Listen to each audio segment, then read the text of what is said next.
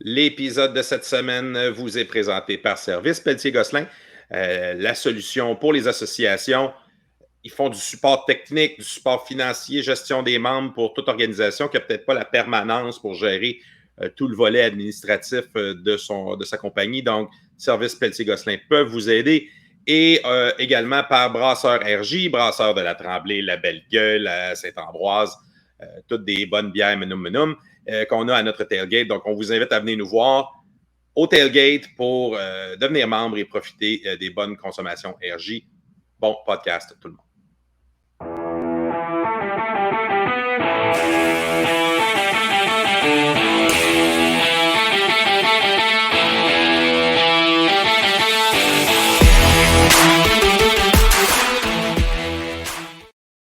Bon podcast tout le monde en ce mardi soir. Vous le voyez peut-être mercredi matin. Tout le monde est là cette semaine. Avec nous, Sylvain Deux-Fan Arbour, notre survenant de service qui a disparu pendant 2 semaines. Rebonsoir. Merci, bonsoir. Tamilia El-Kadi qui est toute en couleur, notre Maria Chapdelaine du groupe. Maria Chapdelaine. Maria Chapdelaine. Et François MDM Mathieu, notre Séraphin. Ah ben oui. Je suis allé dans la littérature québécoise classique ce soir. Tout le monde va dire que je suis cheap. En plus, je suis comptable. Okay. Ben, c'est pour ça. C'est exactement pour ça. Donc, bonsoir tout le monde. On est de retour de notre... un autre match à sueur froide vendredi dernier. Un Friday Night Lights qui a été beaucoup plus énervant qu'on s'y attendait. Mais bon, le vert et or était surprenant. Le vert et or a tout de même surpris. Les Carabins s'en sont sortis. On va faire un petit rundown de ce qui s'est passé pendant le match. Tam, tu l'as-tu avec toi? Et voilà. Donc, ça débute quand même assez rapidement avec Bruno Lagacé qui intercepte une passe dans la zone offensive, 37 verges, et c'est rapidement 7-0 Carabins. L'attaque des Carabins devient assez tranquille par la suite, ce qui permet à Emilio James d'aller chercher 57 verges de Zach Cloutier pour amener la marque à égalité. Louis Tardif sur 14 verges ramène Sherbrooke en avant. Ensuite, on a une bonne séquence rapide de 75 verges. Chabot qui complète sur 10 verges de Sénécal. Un rouge, un safety. On est en deuxième demi. Philippe Boyer avec un placement raté qui se transforme en simple. Placement raté. Oui, exactement. Et là, le jeu qui a un petit peu changé le rythme du match. Les Carabins étaient relativement en contrôle jusque-là. Ouais. Marius Massé, là, les Carabins sont à la ligne d'une verge. On tente une faufilade du corps en plein centre. Il se passe un peu n'importe quoi. Le ballon sort. Marius Masse qui le récupère à la ligne des buts de Sherbrooke et gambade, essentiellement, sur 110 verges. Le plus long retour d'échappée possible au football canadien pour mettre Sherbrooke en avant. Comment s'appelait le QB des Jets de New York qui avait pogné la fesse, là, puis qui avait échappé dans le ballon? Sanchez, le bot fumble. Le bot fumble. Je pense que c'est un jeu qui est un peu dans cette catégorie-là, on va se le dire. Là. C'est pas...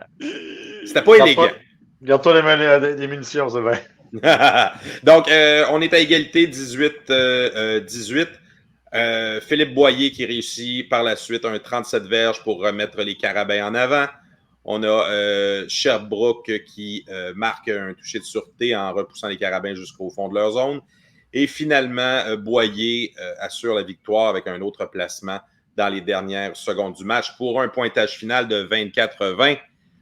Je commence avec le ramassis de notes de Sylvain. Oh, tu me mets directement... Je te mets directement on et je pense que chronomètre, mon cher.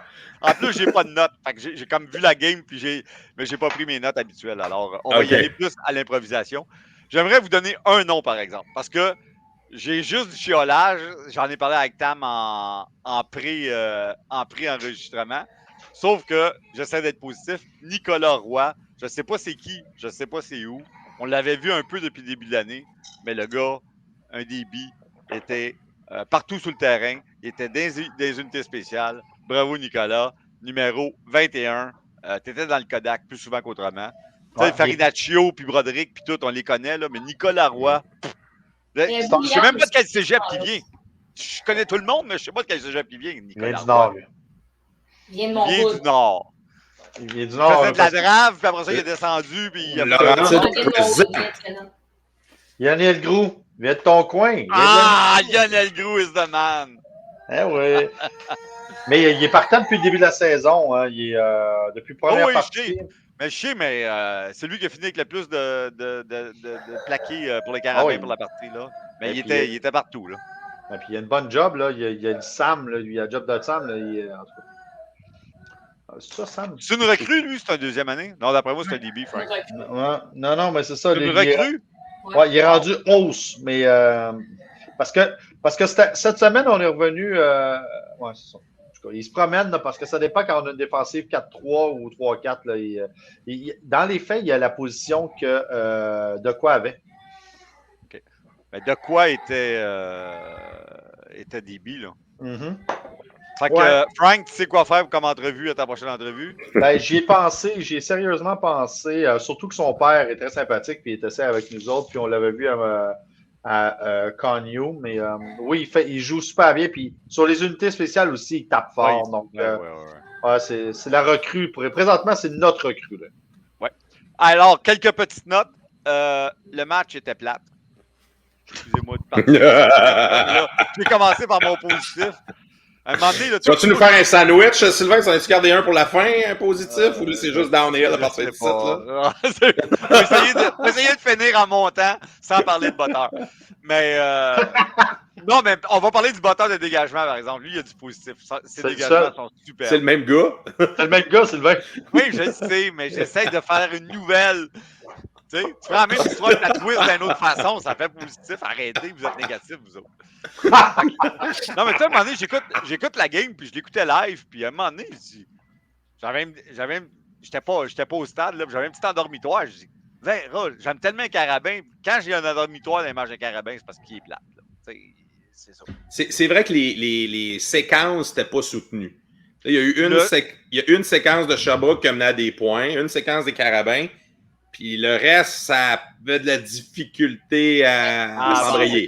Le seul bout que je me suis comme levé de mon siège, c'est le jeu à Muganda. La pénalité. Je sais qu'il était ramené, mais c'était vraiment une belle passe que le gars des petites, c'était comme pang, pang, pang, puis c'était comme un jeu inspirant. C'est pour ça que je m'en rappelais pas, parce qu'il n'a pas compté. Non, mais c'est parce qu'on en a eu deux de même. C'est ça qui est problématique. On a eu combien de pénalités dans le match? Tam, t'es bonne là-dedans? Attends, je l'ai ouais, on va te dire ça rapidement. Honnêtement, je n'étais pas live, là, mais vous savez comment j'aime chialer ces arbitres. Là. Zéro chiolage, était tout mérité. Ah oui, il n'y a rien de pas mérité là. Si quoi que ce soit, ils n'ont pas donné assez. 128. 128. Mais c'est qu'ils ont été coûteuses, plus que la distance qu'ils ont donnée. Mais ça fait 15 ans que je suis les foutus carabins. L'indiscipline est comme stampée dans l'ADN. Écoute, Sylvain, le jeu dont tu parles, là, combien on a dit? 118? Mais 128. 128. Mais dans les faits, on a eu 200 verges parce que ça a tué. C'est ça, parce que ça compte. Ça compte comme une pénalité de 10 verges là, sur la carte. Mais la réalité, c'est que ça a annulé un jeu de 60 verges. On n'a pas la même. Puis l'autre chose, là, je vous dirais que je connais moins les autres équipes, là, mais les carabins qui font un attrapé, puis que le gars va jusque. Tu sais, il devance son demi-défensif, puis il va jusque dans la zone des buts. Il n'a pas tant que ça dans une année. Souvent, le gars, il fait un bel attrapé, mais il finit par se faire rejoindre, puis arrêter, puis tout. Là, mais tu sais, qui a assez de vitesse au moment d'attraper, puis la passe est assez timée pour qu'il puisse garder son air d'aller. Là. Il n'a pas tant que ça dans une année. Ben, dans le niveau auquel on est, des carrières qui sont capables de passer par-dessus la défensive avec assez de précision pour avoir le catch en mouvement, il n'y en a pas énormément. À part l'enfant de chienne de Calgary qui est venu nous hanter à Vanier, ça fait 2 ans, là, lui, c'est ça. Lui, c'est un autre panorama. Il y en a un ou deux par année, puis c'est tout le temps eux autres qui se rendent loin parce que ça brise les schémas défensifs. Tu passes par-dessus. Tu ne peux pas protéger ça. Parlant de ça, il revient quand, Dosso? Je sais pas, il doit achever son lunch, hein, François? Ouais, je pense que François, il veut pas en parler. Ce qui François, fait mal parle à pas. l'attaque des Carabins, c'est qu'après la sortie de Muganda, puis qui n'est pas revenu après dans le match, ça a comme tué l'attaque. Là. Ouais, mais lui En tout avec. cas, moi j'ai entendu que Dosso était rendu au dessert. C'est juste ça. Ouais. Mais je veux pas péter ton fan, non, mais pour ce que moi j'en sais, là, je pense qu'après le dessert, il va y avoir la petite assiette de fromage qui va s'en venir. Fait que, attends-les pas tout de suite. Mais dans Il toute va l'histoire. peut-être prendre un digestif. Hein? Mais dans toute l'histoire des Carabins, il y a deux choses qui frappent.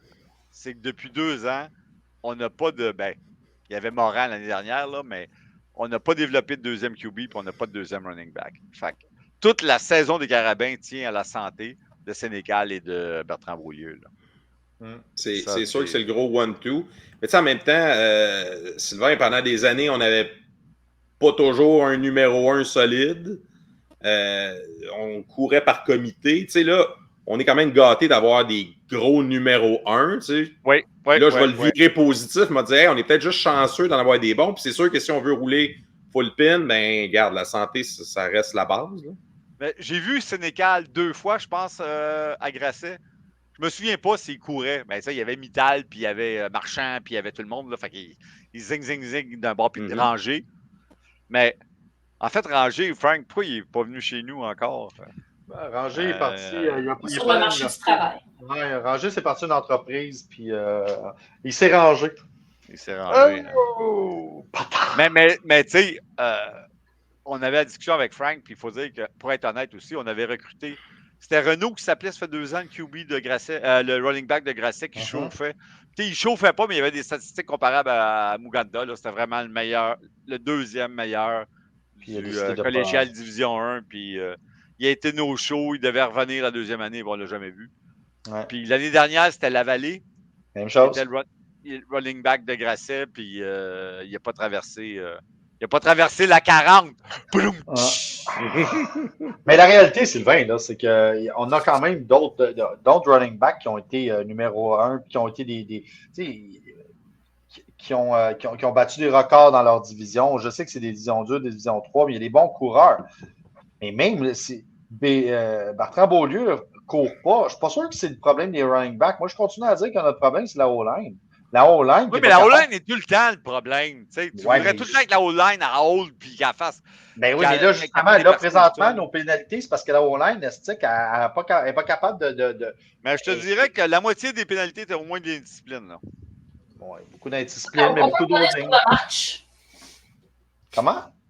On va revenir sur le match en tant que tel et non pas. Revenons sur le match alors. Ouais. Fait que, prochaine note, Sylvain, qu'est-ce que tu avais? C'est pas mal ça. Là. J'en avais, mais je ne les ai pas écrits. Fait que tu vas ressortir pendant qu'on va en parler. Non, mais dans le fond, ce qu'on peut dire, on a joueur défensif de la semaine au Québec, Nicky. Ça, c'est le très, très bien. Oui. Puis les unités spéciales, bon, c'est sûr qu'au niveau des oui, mais sans vouloir relancer Frank, avez-vous ça dans l'entrevue? Il ne serrait pas la main à Frank, hein? Il s'est fait mal à la main, mais il était correct, il m'a dit. Il va être correct. Il va être correct. T'es tout le temps ça, arrête! Il va être correct. On va le voir avec une maillotche la prochaine game. Moi, je vais ça. Il y a une petite maillotche, mais c'est juste, c'est une petite. C'est une collation, Frank. C'est une petite collation. Mais tu vois, moi, là, c'est les pénalités qui m'ont fait chier tout le long. Puis justement, là, je me suis rendu compte que notre offensive a été vraiment ordinaire, mais ordinaire à cause de quoi? Parce qu'on n'est pas capable, on devient unidimensionnel, puis qu'on n'est pas capable d'établir un jeu au sol, puis qu'à toutes les fois qu'on lance le ballon, puis qu'on fait un crise de beau jeu, puis on a une pénalité qui vient de l'enlever. Là, fait que, tu sais, si tu enlèves ça, il y a 2 touchés qui étaient rappelés, là, ou qui auraient pu avoir lieu, puis après, on est à la ligne des buts, puis là, il y a une crampe au cerveau de quelqu'un, Chris, qui décide de faire un Pete Carroll show, puis qui envoie, au lieu d'envoyer, de faire un jeu comme on en a fait plein avec Dimitri l'année passée, où on a mystifié tout le monde, ben non, on décide de faire un sneak avec un ancien un ancien receveur qui lève les bras de même. Je sais pas quelle bulle il a passé au cerveau, lui, Chris, là, mais tu sais, c'est qu'au lieu, là, on a comme trois touchés qui auraient tout changé, là. Dans les faits, même si c'était pas notre meilleur game. Ouais, mais si tu commences avec les 6 sur notre bord, commence avec les 6 du côté de Sherbrooke aussi. Là. Mais Sherbrooke a joué vraiment au-dessus de leur tête. Sherbrooke a été extraordinaire. Moi, c'est ça on va qui dire qu'ils n'ont pas joué. Leur défensive était solide. Dylan Côté, il était toujours dans notre backfield. Il dominait tout. Personne n'était capable de le contenir. Ouais. Sherbrooke là, a été extraordinaire, a joué par-dessus sa tête complètement. Puis tu as raison. Le numéro 99, c'est lui. Oubliez ça. Mais c'est qui, lui, Dylan Côté? J'avais déjà vu le nom, mais il crevait l'écran. Crevait l'écran, il a crevé la ligne offensive aussi. Il a tout crevé. Il a crevé son œuf, il a tout crevé. Hey, mais c'est ça. Ils ont joué. Mais même au-delà de la ligne défensive qui est extraordinaire, c'est des débits qui ont été écœurants. À un moment donné, c'est pas pour rien, Chris, que tu vois Sénécal qui est de même, puis qui est de même. Il les as-tu cherché, ces receveurs? Puis qui continue, Chris, parce que là-haut, mais ça, c'est comme quand tu joues l'équipe défensive contre l'équipe offensive de la même équipe. Là, tu regardes la game, tu dis, c'est-tu ma défensive qui est bonne ou l'offensive qui est pas bonne? C'est pas clair, c'est quoi répondre. Ça fait 3 matchs que Sherbrooke joue extrêmement bien défensivement. Là. Il y a un pattern. Non, c'est ça. Mais je pense que Sherbrooke a eu une crise de bonne défensive. Sérieusement, leurs débits ont été vraiment super bons. Là, je comprends là, qu'on n'a pas tous nos bons receveurs. Nos receveurs, nos 4, là, je vais dire nos 4, là, l'anglais n'est plus là. Ouais, mais tu vas toujours avoir des blessés. Là. Je sais. Je suis totalement d'accord. Puis là, tu rentres des joueurs qui sont normalement un peu moins. Il y a Dudley, une chance qu'il reste Dudley Jones qui est juste plus gros, plus grand, plus fort. Est-ce que je peux faire mon run que je fais depuis 3 games? Tam, tu me vois venir, hein? On l'a fait, je pense, 2 fois en 2 games, là. Faites le jeu que Bertrand Beaulieu fait semblant de bloquer sa ligne, où il bloque un gars, il s'en va, lui, il s'en va par là, il lance le ballon. C'est diverge automatique, c'est pas compliqué. Ouais. Bertrand, il est libre. Bertrand, quand il a son élan, là, les débits qui sont dessus, ça va faire mal. Là. C'est un morceau. Mais faites-le ce jeu-là jusqu'à leur donner mal au cœur. C'est notre meilleur jeu dans notre playbook. Mais je pense qu'ils l'ont essayé. Mais en plus, ils ont essayé quelques petits jeux truqués qui ont juste mal, été. Dans tes entrevues, je pense que tu as nailé le patente. Le jeune Chabot, il se rend jeune? Non, je pense qu'il est à sa 4e année. OK. Mais il disait qu'ils ont pas. C'était une short week, puis ils n'ont pas pratiqué mardi, mercredi parce qu'il mouillait. Fait que c'est sûr que quand tu essaies des jeux biscornus, puis tu n'as pas pratiqué. Je comprends pas. Ouellet, il est habillé depuis le début de l'année. Il a bien fait l'année passée, il a fait des beaux catchs. On ne l'utilise pas. C'est un de nos seuls grands receveurs, on ne l'utilise pas. Je comprends pas. Je me souviens pas de Ouellet, honnêtement. Ben, il a fait plusieurs jeux clés l'année passée, puis il était derrière la longue cohorte de bons receveurs. Okay. C'est un de nos seuls bons receveurs qui a un bon gabarit. Puis on l'a pas vu de l'année, puis il est habillé depuis le début de l'année. Je comprends pas. Mais le pire, t'as raison, t'as totalement raison. Puis en plus, Legault puis Renault, c'est pas des mauvais receveurs.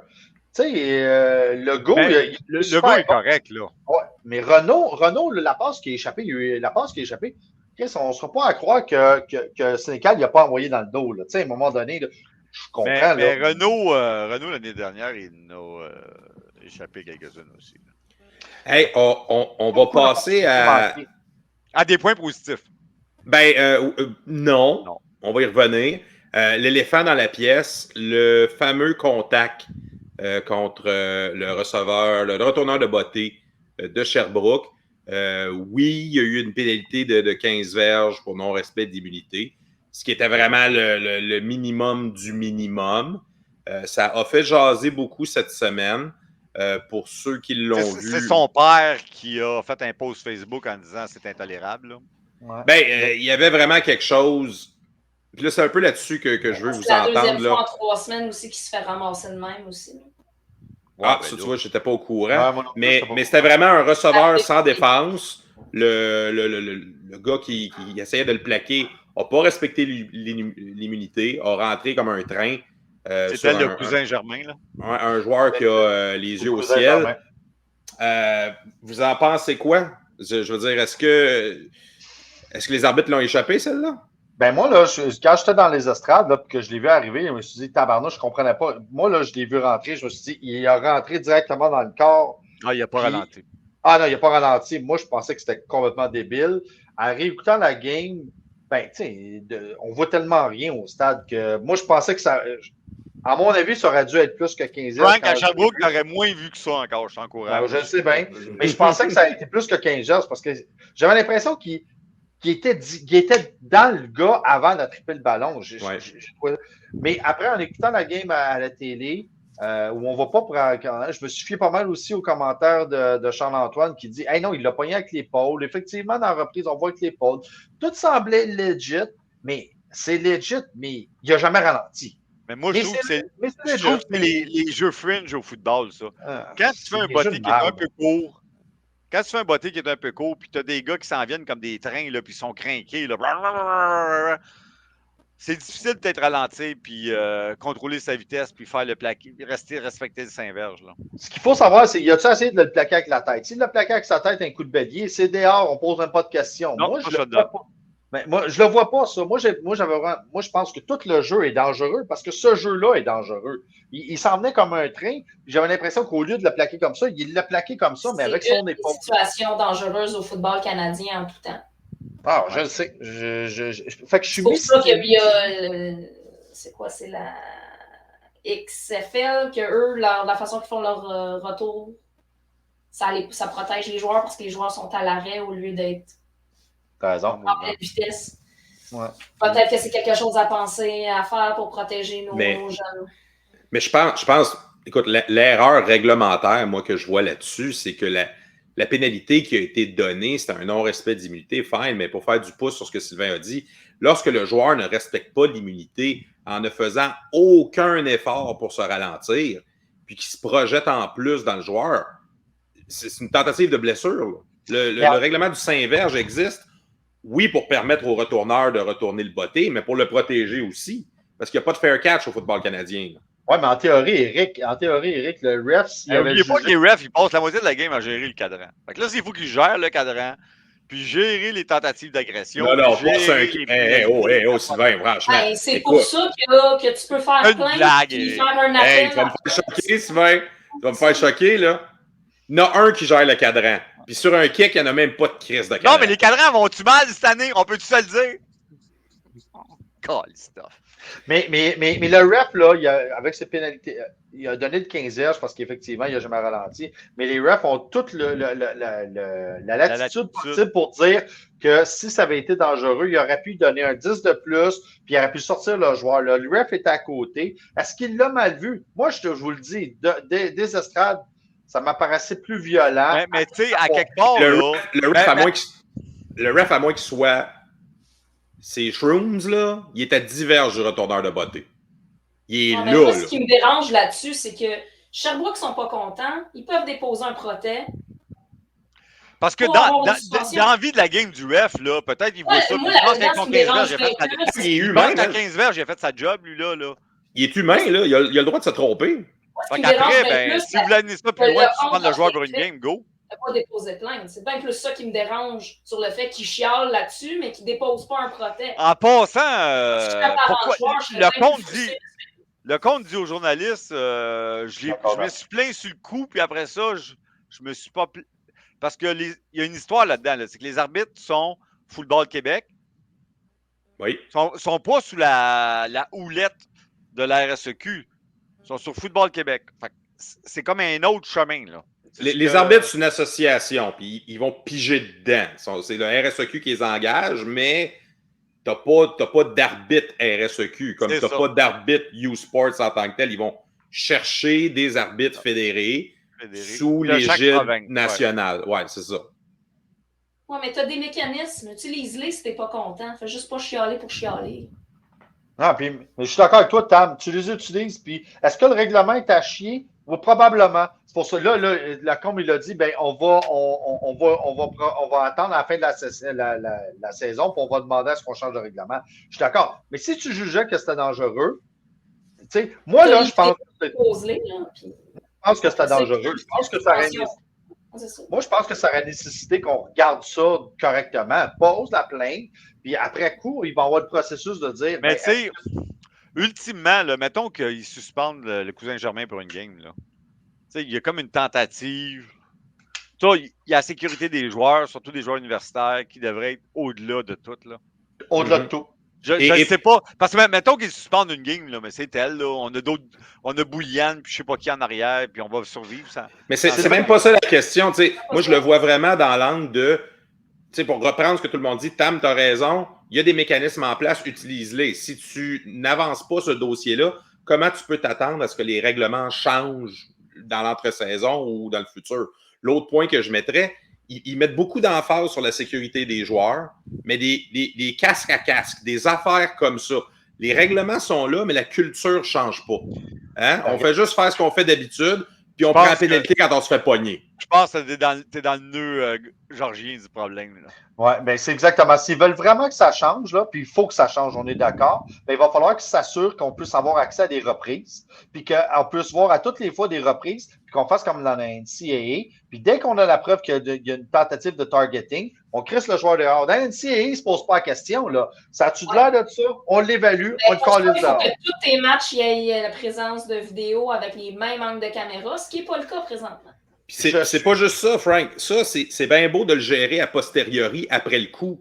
On parle d'une culture, puis Sylvain l'a dit tantôt, le gars drive, le mort aux dents, puis il faut qu'il aille le frapper. C'est une culture de faut le frapper. Moi, j'ai déjà arbitré, j'ai arrêté le jour où je me suis rendu compte qu'il fallait que je sauve la vie des joueurs. Puis à un moment donné, j'ai fait hey, shit, je ne suis pas payé assez cher pour faire ça. Je ne vais pas commencer à prendre cette responsabilité-là, d'essayer de sauver la vie des gars qui sont sur le terrain si eux autres ne sont pas capables de comprendre que ce qu'ils donnent, ils peuvent le recevoir. Mais c'est cette culture-là pour tout le monde. Je ne dis pas que c'est pour tout le monde. Je dis qu'il y a des joueurs qui roulent. Ils ne jouent pas pour protéger l'adversaire. Ils jouent pour y faire mal. Mais pour défendre le cousin Germain, puis pas dans ce jeu-là en particulier. Je parle pas de son cas à lui. Je parle pas de, là, on est dans le général. Pas dans ce jeu-là en particulier, mais tu sais, il y a comme, tu as raison à 100%, mais il y a aussi, le football est un jeu physique. Oui, de fraction de seconde. Ça se peut que tu te fasses, pas sur un botté, pas protégé, puis tout, mais ça se peut que tu te fasses ramasser dans le cours du jeu, puis ça fasse mal. Ça se peut qu'un gars avec les... Puis peut-être que tu vas avoir des étoiles, là, mais... Ça se peut qu'un gars avec les meilleures intentions au monde, dans la fraction de seconde, il en échappe une. Puis il frappe un gars comme il voulait pas. Ça je le conçois. J'écoute beaucoup de football, là, puis la patente avec le DB qui frappe avec l'épaule, la moitié du casque, là, ci, là, ça vient comme compliqué en tabarouette à un moment donné. Là. Toi, t'as le feu de l'action, on a des reprises en 8 angles avec du super slow-mo. Ouais, non, c'est ça. Le gars en dedans du casque, quand il s'est aligné pour frapper, là, il n'y avait pas 3 minutes avec 8 angles de caméra pour calculer son affaire. Là. Tout ça pour dire que les Carabins ont une mauvaise journée au bureau puis que Sherbrooke a joué au-dessus de leur tête, comme ils font toujours. Non. La question que je vous pose, les amis, c'est Sherbrooke avec Zach Cloutier, qui s'appelle celui de starter. Il gagne cette game-là. J'espère que vous avez catché ce bout-là. Hein. Ah, je pense pas parce qu'ils sont... Moi, je pense pas parce que ce qui nous a fait le plus mal, c'est leur course. Fait que, je pense il était le 6e corps arrière. Ils ont été le chercher dans les strades. Je le sais bien, mais en tout cas. Arrêtez. Cloutier, c'est le deuxième. Cloutier, là, celui qui parle, c'est Casati. Hey, on va avancer parce que là, ça fait déjà une demi-heure qu'on est là, puis on est encore dans le premier sujet. Donc, on va faire notre tour d'horizon rapidement du reste du football universitaire canadien. Concordia à McGill. Quel game! McGill a encore trouvé une autre façon de perdre. Ça va créatif. C'était quoi l'histoire, Tam? 2 minutes avant la demi, c'était 16-7 pour McGill? Ouais. Le premier jeu du match. C'est l'histoire. Le kick-off, clac! Le porteur de Concordia l'échappe, recrouvé par McGill, sont à la ligne de genre 16, pas foutu d'aller dans la zone début, un placement. Concordia récupère le ballon. Deuxième séquence, le même joueur échappe le ballon, recouvré par McGill, encore super bien positionné, placement raté. Ils se rendent à la ligne de 1. Concordia les arrête. Fait qu'ils décident de faire un 3 points. 2 interceptions dans zone début. Comment ne pas gagner?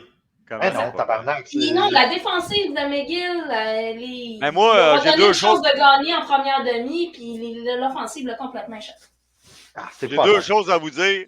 le joueur par excellence jusqu'à maintenant dans la RSEQ, c'est Jeremy Murphy. Asti qui est solide.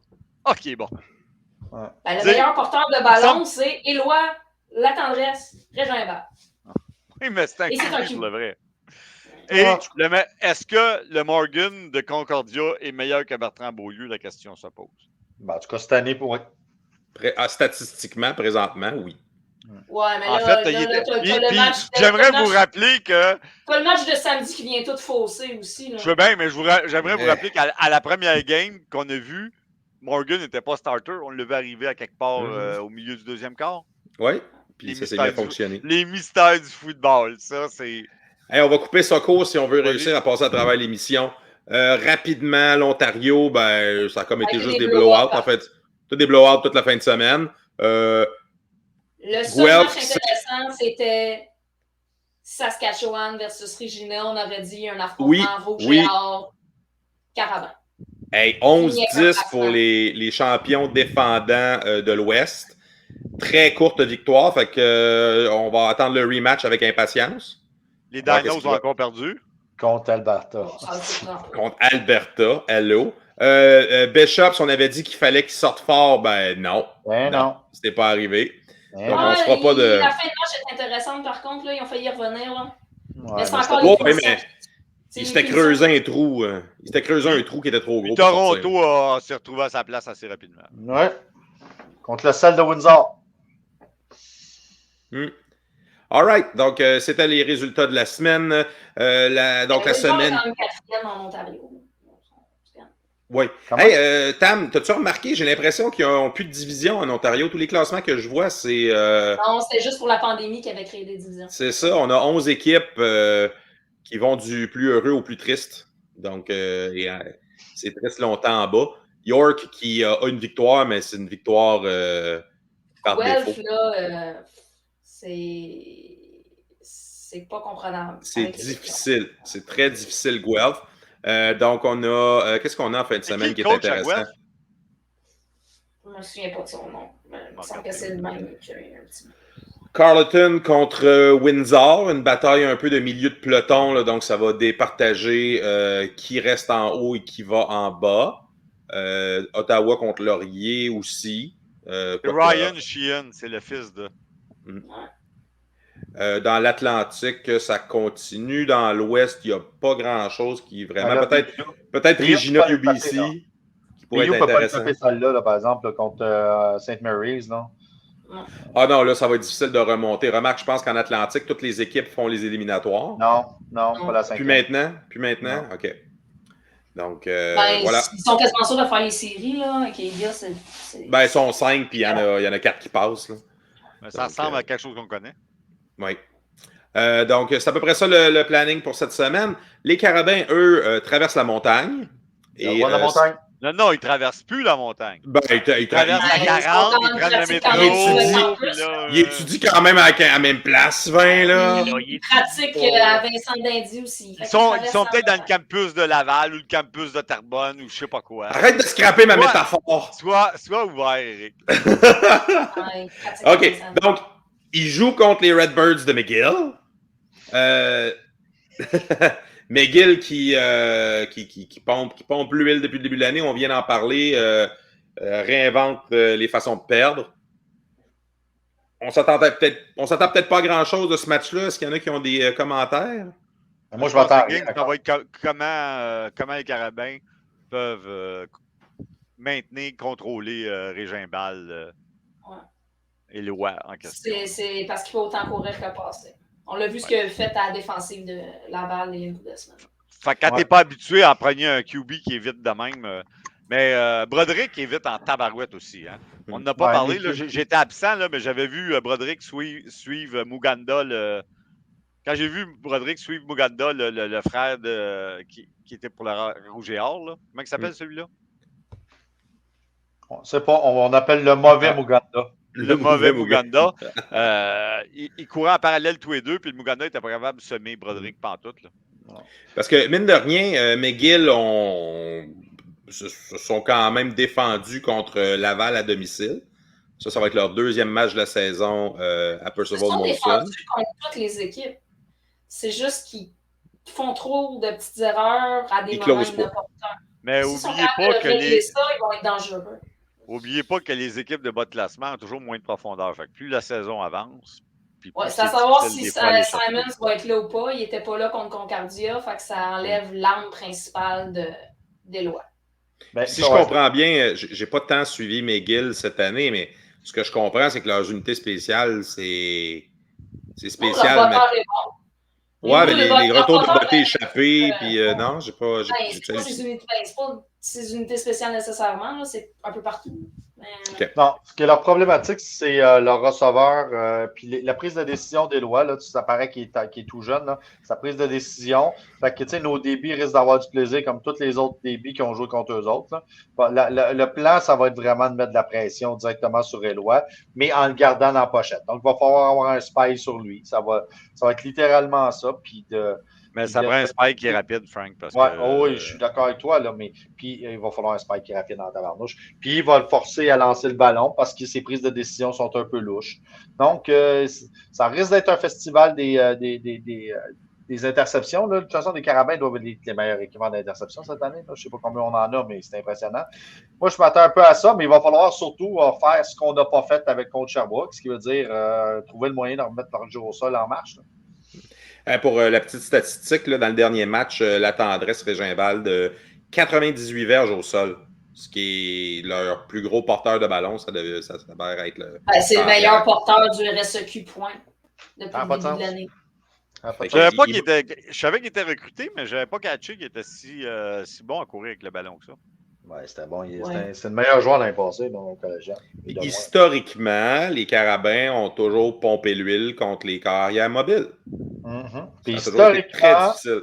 Mais on a comme pas mal de vitesse cette année. Là. Tu sais, Byrie puis Lévesque, c'était pas les plus rapides. C'était les meilleurs plaqueurs de la Terre, mais c'était pas les plus rapides.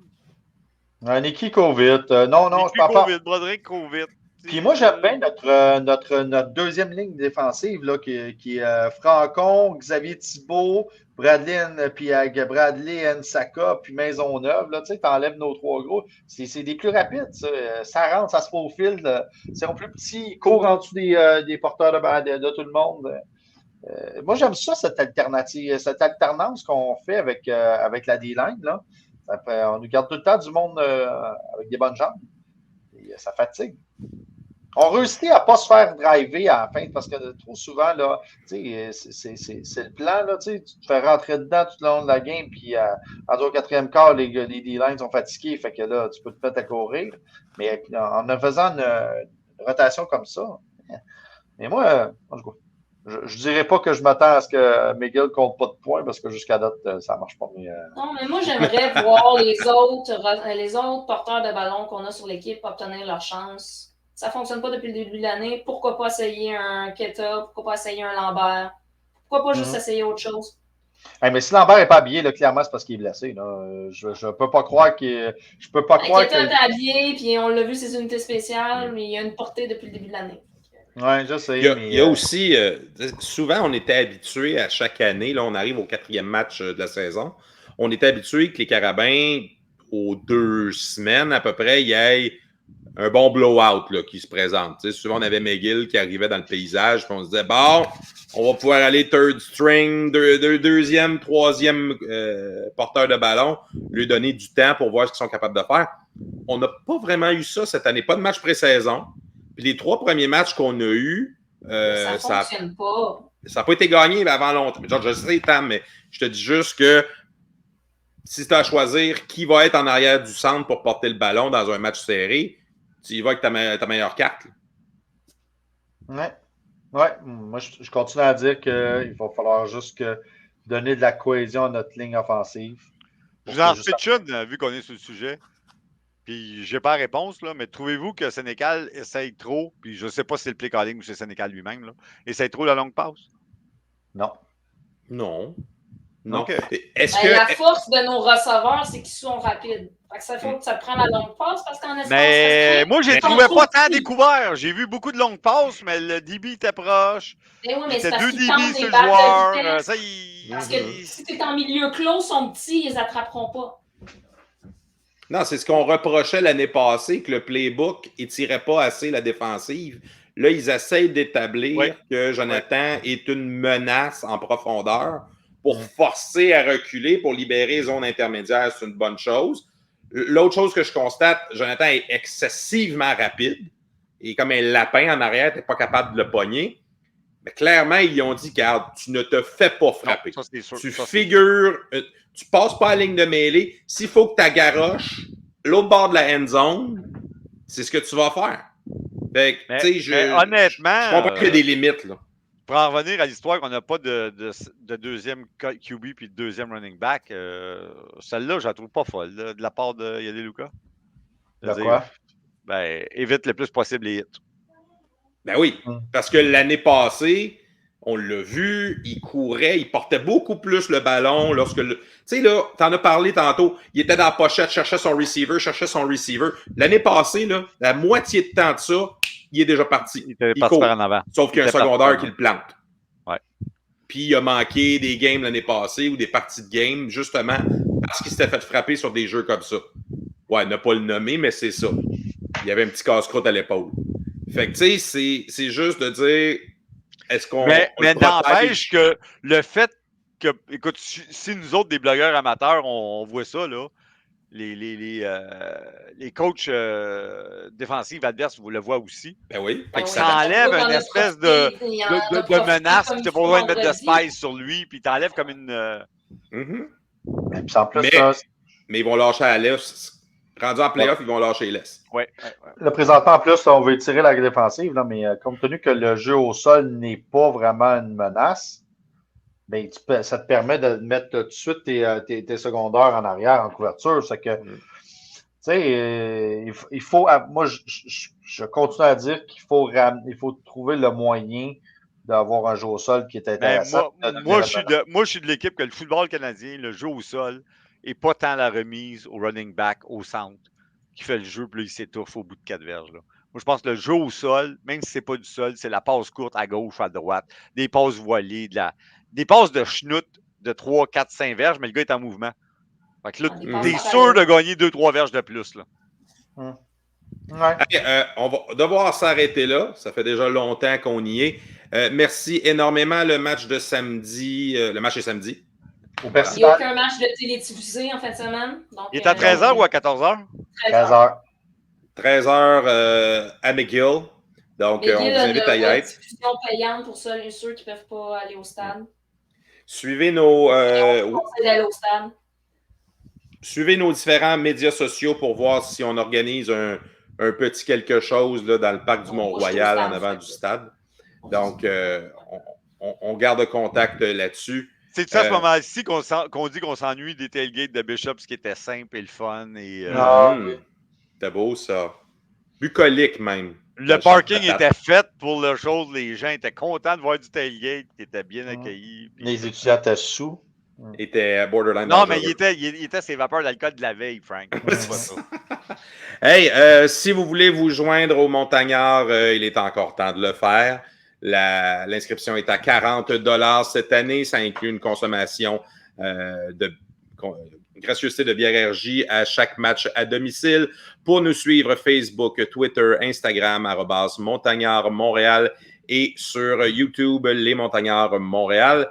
Le podcast vous était présenté par Brasseur RJ et SPG, la solution pour les associations. Bonne semaine tout le monde.